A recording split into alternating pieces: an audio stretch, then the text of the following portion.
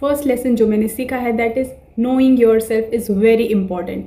क्योंकि अगर तुम्हें पता है कि तुम कौन हो तो तुम दूसरों के ओपिनियन से अपनी वर्थ, अपने आप को डिफाइन नहीं होने दोगे। क्योंकि तुम्हें पता है तुम कौन हो, तो कोई तुम्हें फिर कुछ भी बोलेगा तुम्हें नहीं फ़र्क पड़ेगा कि ठीक है भाई, तूने जो बोलना है बोल, मुझे पता है मैं कौन हूँ।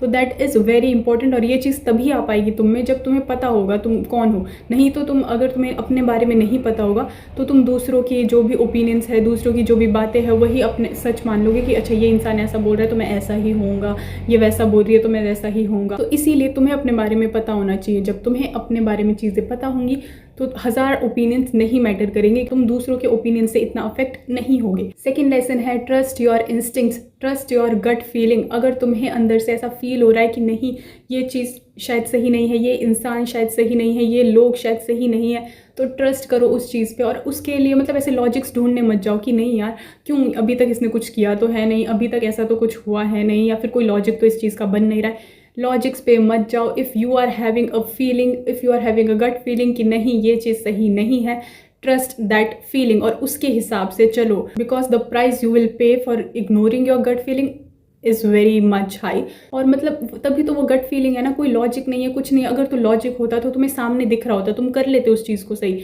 बट लॉजिक नहीं है, बट तब भी तुम्हें लग रहा है कि कुछ सही नहीं है, तो please trust your feeling, trust your gut feeling. Okay. Third lesson which is also the important one, सारे important है। your relationship with yourself is the most important one that you will ever have। So please उसको maintain करो, please उसको nourish करो।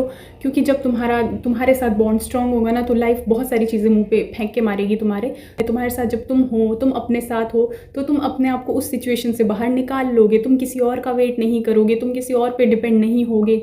तो इसीलिए तुम्हारा relationship तुम्हारे साथ बहुत इंपॉर्टेंट है और उसको और स्ट्रॉन्ग करते जाओ। अपने साथ टाइम स्पेंड करो, अपनी हॉबीज़ पे टाइम स्पेंड करो और अपने आप को और जानो। तो बाकी सारे जो भी रिलेशनशिप है तुम्हारे फ्रेंड्स के साथ, फैमिलीज़ के साथ, वो सब भी इंपॉर्टेंट है, बट उससे ज़्यादा इंपॉर्टेंट तुम्हारा रिलेशनशिप तुम्हारे साथ है। क्योंकि जब वो स्ट्रॉन्ग होगा तो बाकी सब के लिए दैट विल बिकम फाउंडेशन। तो बाकी सबकी नींव है वो रिलेशनशिप। तो अपने साथ अपना बॉन्ड स्ट्रॉन्ग रखो, क्योंकि वो स्ट्रॉन्ग होगा तो बाकी सारे रिलेशनशिप भी स्ट्रॉन्ग होंगे और तुम बाकी जो लाइफ में चीज़ें आएगी तुम उसके साथ डील भी कर लोगे। जब तुम्हें पता है तुम्हारे साथ तुम हो तो तुम देख लोगे यार, कर लोगे फिर तुम। तो इसीलिए ये चीज़ बहुत इंपॉर्टेंट है। Follow this thing. The next lesson that I have learned is have a morning routine. Because when you have a morning routine तो तुम अपने साथ टाइम स्पेंड कर पाओगे और जब तुम्हारी दिन की शुरुआत अच्छी होगी तो तुम्हारा जो पूरा दिन है उसके लिए भी मतलब तुम्हारा मूड अच्छा रहेगा। और कोई डिफ़िकल्टी आ भी गई तो तुम उसके साथ फिर बहुत अच्छे से डील कर लोगे, क्योंकि तुमने सुबह अपने आप को एनर्जाइज किया है, अपने आप को मतलब स्ट्रेंथ दी है सुबह। तो इसीलिए वो स्ट्रेंथ फिर बाद में काम आएगी। हैविंग अ मॉर्निंग रूटीन बहुत इंपॉर्टेंट है भाई। छोटा सा ही रखो, 1 घंटे का ही रखो, लेकिन रखना है बिना फ़ोन के।